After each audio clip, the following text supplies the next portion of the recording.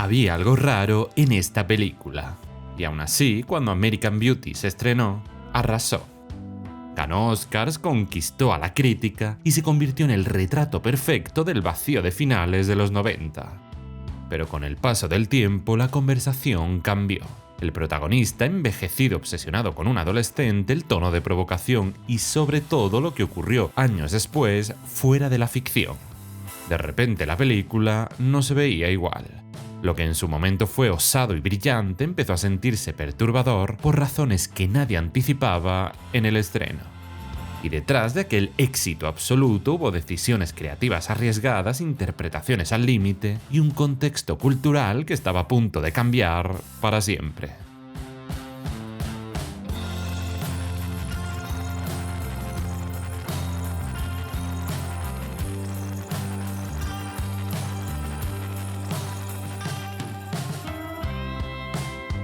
Estamos en 1999. En cines, el público está viendo cómo Matrix redefine la ciencia ficción con Keanu Reeves, mientras el club de la pelea convierte la frustración masculina en algo casi generacional con Brad Pitt y Edward Norton. Ese mismo año, El Sexto Sentido sorprende a todo el mundo con Bruce Willis y una frase imposible de olvidar. Y en televisión, el tono también cambia. Los Soprano acaba de empezar y redefine lo que puede ser un protagonista.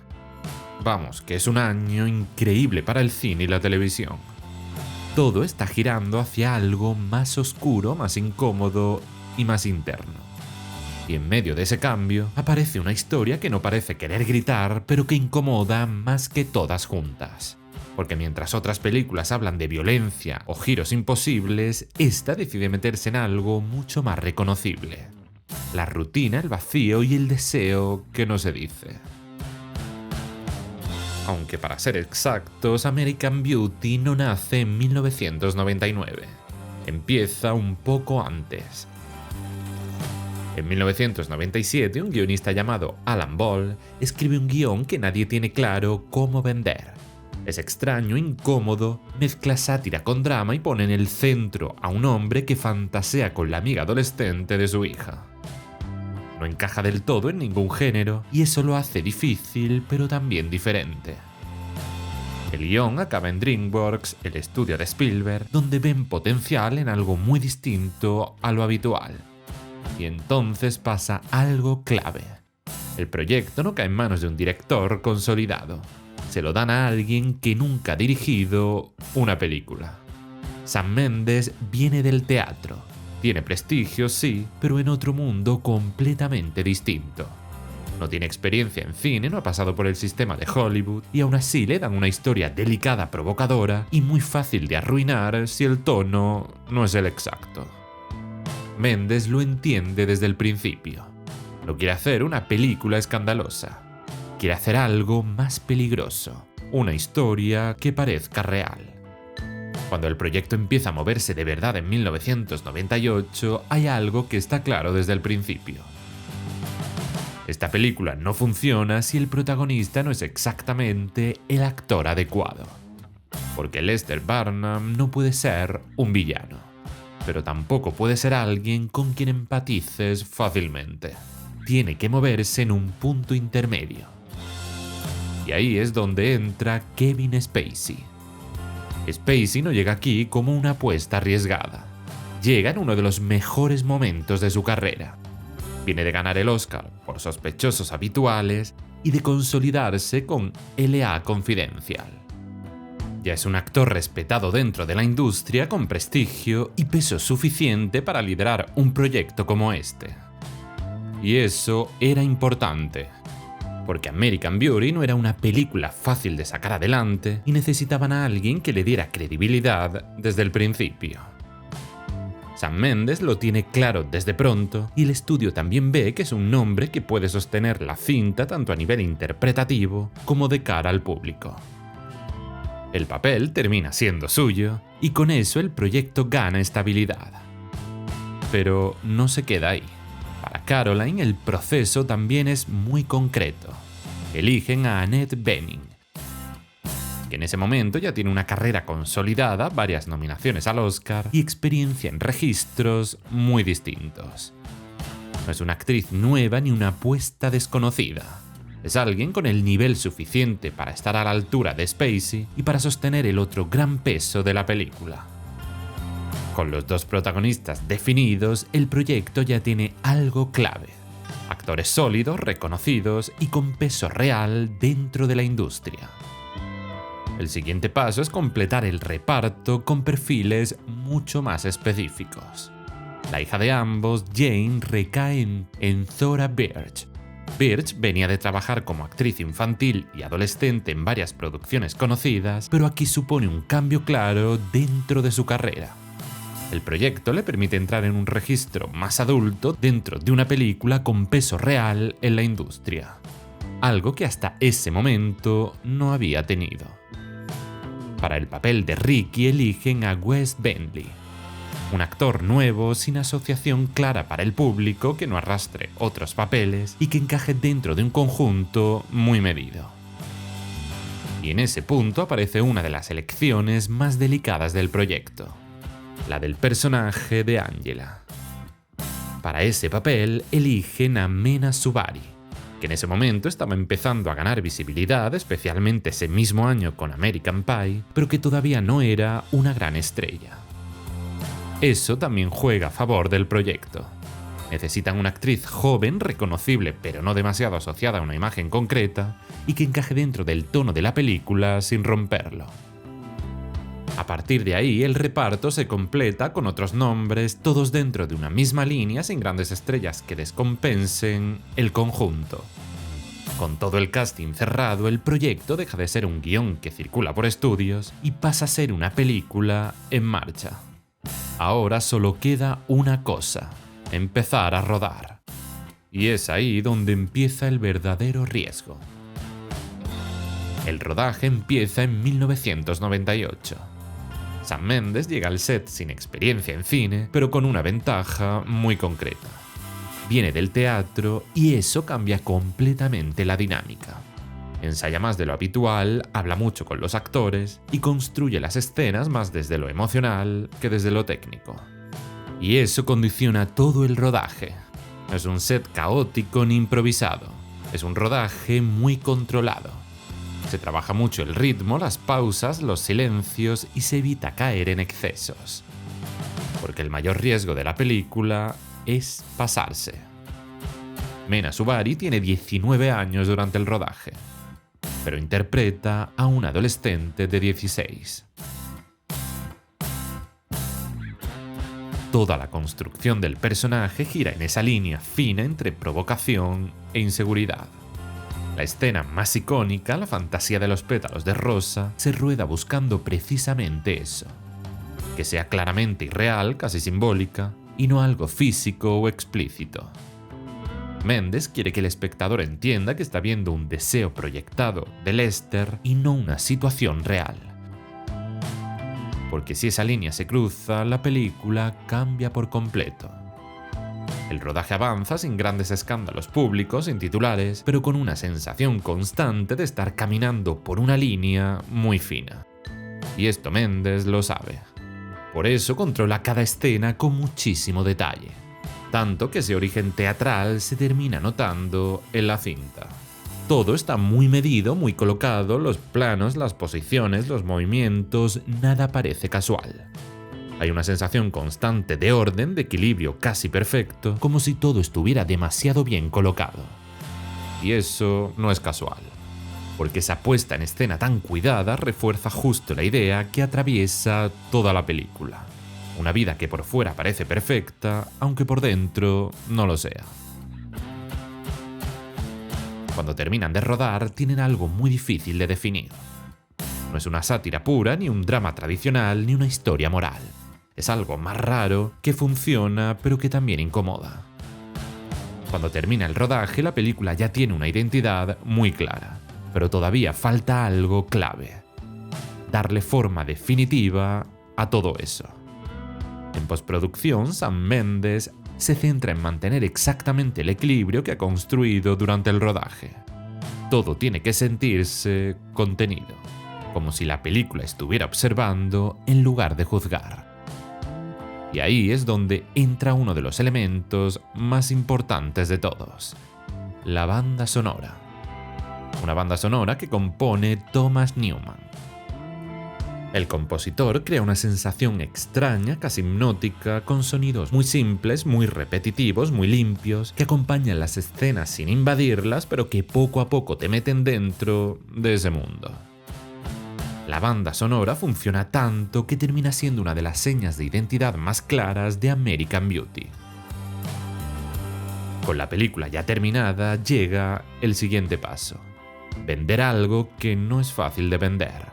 Porque no es una película de acción ni un drama romántico típico y tampoco una sátira evidente. Es algo incómodo de explicar. Y ahí entra también el título. Por un lado hace referencia a esa imagen de perfección americana, casas bonitas, familias ideales, vidas ordenadas. Por otro, es casi irónico, porque la película habla justo de lo contrario.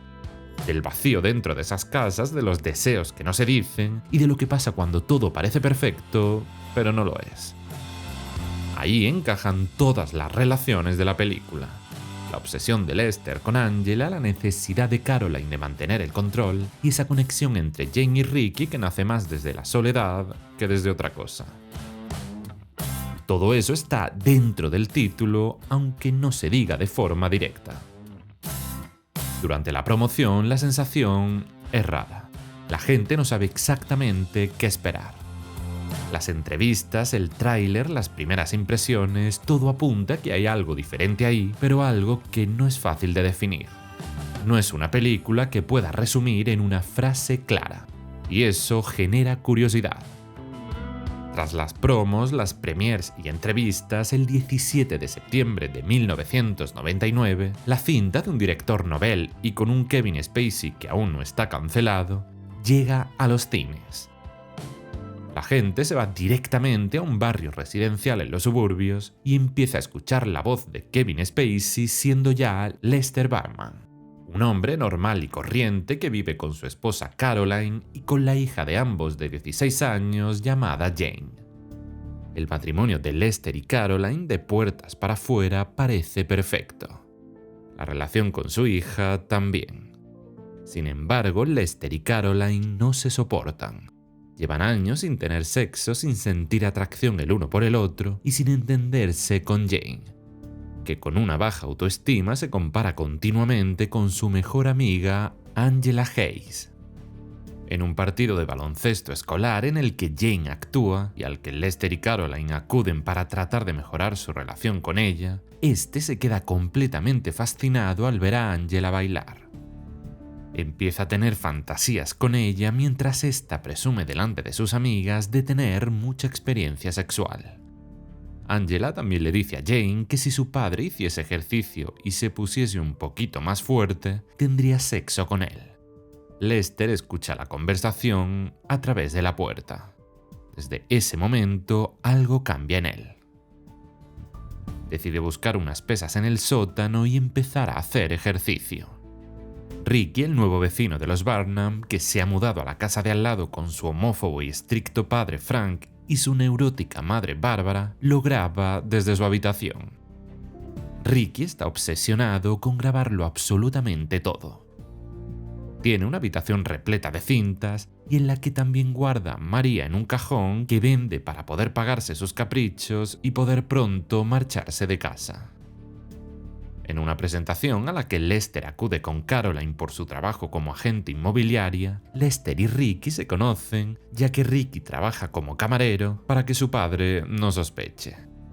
Lester fuma algo de María que Ricky le proporciona, mientras Caroline coquetea con Buddy Kane, un magnate inmobiliario casado que es todo lo que Caroline aspira a ser. A los días, tras una cena, Caroline y Buddy tienen sexo en un motel. Mientras ella descubre que puede volver a sentir pasión, Lester deja el trabajo en el que lleva media vida, chantajea a sus superiores para obtener una buena indemnización y comienza a trabajar haciendo hamburguesas. Es ahí donde descubre que Caroline le está siendo infiel. Lejos de enfadarse, se alegra por ella. Lester se compra el coche de sus sueños, sigue haciendo ejercicio con regularidad y empieza a fumar María casi cada día. Frank, obsesionado con que su hijo no sea gay, observa desde la extraña habitación de su hijo lo que parece un encuentro íntimo entre este y su vecino. Para este momento, Ricky ya ha comenzado una relación con Jane, que se siente atraída por él, por lo extraño que se comporta y por lo obsesionado que está con ella desde que se mudó al vecindario. Jane le ha confesado a Ricky que odia a su padre y que no le importaría que acabase con su vida. Buddy corta con Caroline tras el encuentro con su marido, temiendo un divorcio con su mujer muy costoso. Caroline, que ha comenzado a manejar armas desde que este se lo sugirió, saca una de la guantera y se dirige a casa. En ese momento, Frank golpea a su hijo Ricky, que lejos de negarle el haber tenido sexo con el vecino, le confirma que sí para joderle y le dice además que lo hace por dinero. Frank echa a Ricky de casa. Este, tras despedirse de su madre, va hasta la habitación de Jane para pedirle que se fugue con él a Nueva York. En la cochera, Lester practica ejercicio cuando llega Frank completamente empapado y llorando. Tras confesarle Lester que no le importa una mierda que su mujer ahora mismo esté con otro, Frank, sorprendido y entendiendo que su matrimonio es una tapadera porque él es gay, decide besarlo. Lester lo aparta diciéndole que se ha equivocado y que no está interesado en él. Frank se marcha mientras Jane y Angela discuten. Angela les dice que no pueden marcharse. Le dice a Jane que Ricky está completamente pirado y que ella es tan solo una cría. Jane defiende a Ricky y este le dice a Angela que es totalmente ordinaria y que Jane es mucho más guapa que ella. Angela se marcha llorando de la habitación y se encuentra con Lester, que la consuela y que le dice que para nada es ordinaria y que no ha podido dejar de pensar en ella desde que la vio por primera vez. Se besan y Lester comienza a desnudarla. Antes de llegar a hacer nada, Angela le confiesa que es virgen. Al darse cuenta de que fingió su mucha experiencia sexual para hacerse la guay con sus compañeras, Lester decide parar. Le dice a Angela que sigue viéndola preciosa, pero que no deben continuar. Ambos comparten sus frustraciones, mientras Caroline, ya enfrente de su casa, agarra el arma. Angela va al baño mientras Lester toma una fotografía familiar y la mira con ternura. Una pistola se acerca a su cabeza y a los segundos dispara. Tanto Angela como Ricky, Jane como Caroline escuchan el disparo. Ricky y Jane se encuentran el cuerpo de Lester sobre la mesa, mientras Caroline esconde su arma y destrozada huele la ropa de su marido. En ese momento, Frank, cubierto de sangre, entra en su casa faltándole un arma de su colección. Lester agradece la vida que ha tenido y explica que a pesar de todo, ahora es inmensamente feliz tras haber encontrado la belleza de la que el mundo está impregnado.